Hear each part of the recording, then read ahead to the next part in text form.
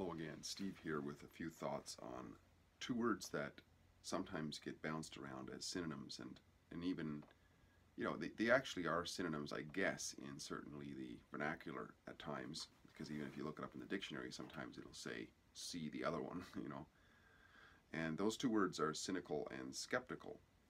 Now, they are very different in their origins, and I think by looking at them we can greater understand different aspects of humanity, aspects within ourselves for sure, but aspects or characteristics of certain groups of people.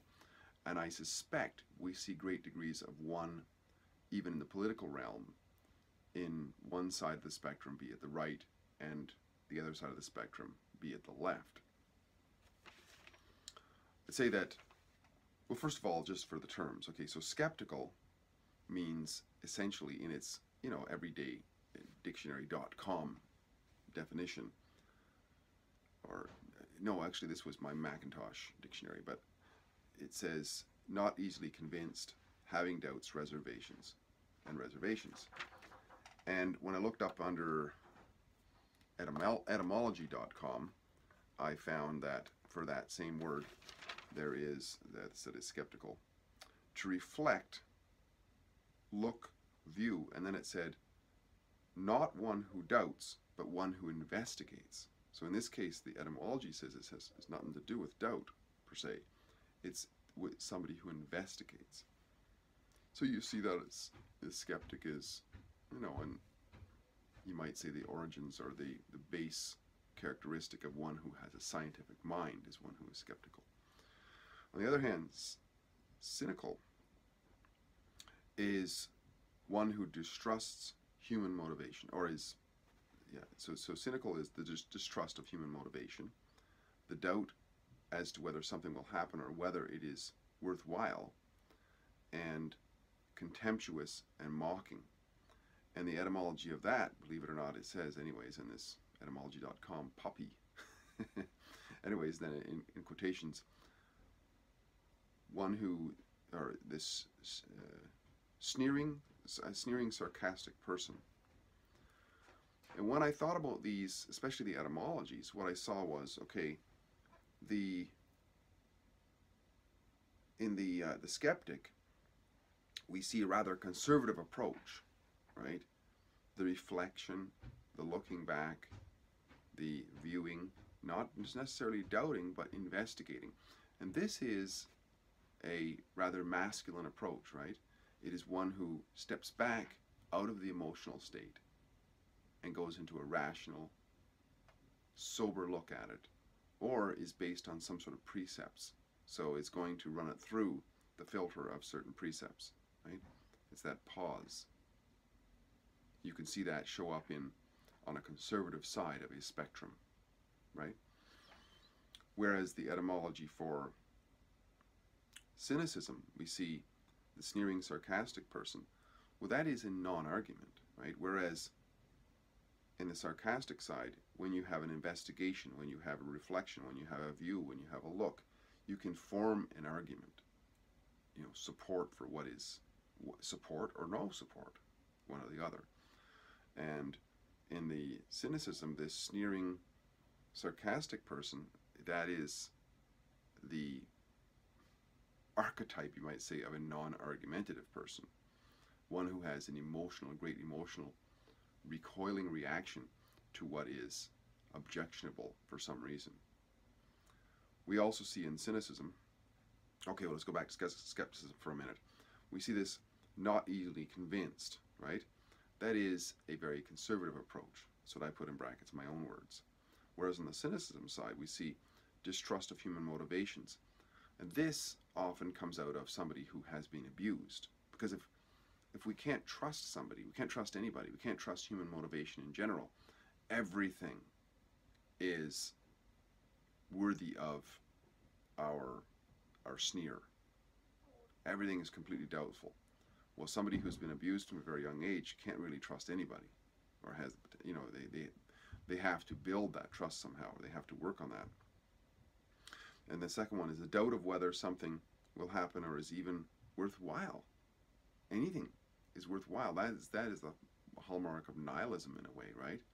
there's no value. There's no inherent value. There's no anchor. There's no foundational precepts for anything of having any value. That's also, you see that show up on the left in spades, right? And also you see that the distrust of human motivation show up on the left a lot. It's all self-gratification. It's power at any cost. There's no, there's no principles based, and we see this with some of the writings of the early socialists and the early communists and so on. It's about utility. It's about, if we can get it, it's worthwhile. It doesn't matter whether it violates any principles, because we don't have any principles, right?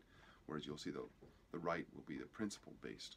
They tend to be more Christians. They tend to be more based in older conservative ways of looking at things. And of course the second one there, the whether something's worthwhile, that's nihilism. We see that on the left a lot as well. And the other one is contemptuous and mocking. Well, that's bullying, right? And of course when somebody's been abused as a child, and of course the left is more apt to put their kids in worse schools, in government schools, whereas the right is more tend to homeschool and so on, and the left is more tempted. There's more apt to be single parent families, which the statistics show that is the most dangerous environment for a child to grow up in terms of the foundational building of that child. When we see that the distrust of human motivation, well, that would be, I would say, the beginnings of, or the originating out of abuse.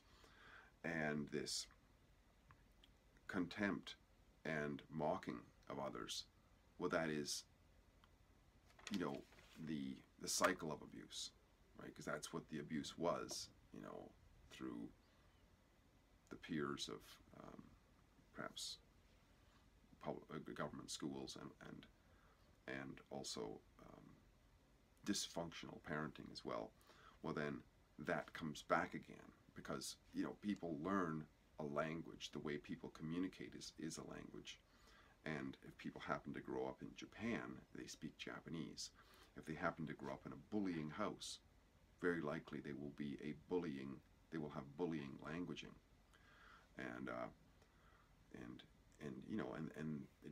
it's not an indication necessarily, although it does show up somewhat, and it's not necessarily an indication of inherent intelligence, but it would make sense that those who are intelligent and have grown up in that bullying, nihilistic environment will become nihilistic bullies, right?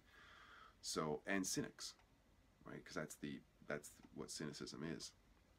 And those who grow up, all other things being equal, intelligence and so on, those who grow up in a principle-based trust, two-parent family, nurtured childhood, who are taught to reflect, to look, to view, and to investigate, they will be skeptical and they'll have control over their emotions.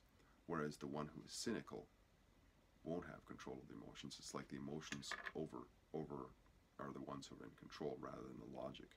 Whereas with the skeptic, it's the logic is master of the emotions. It's not like, and it's probably, I would guess, a healthier approach, and certainly a better quality of life.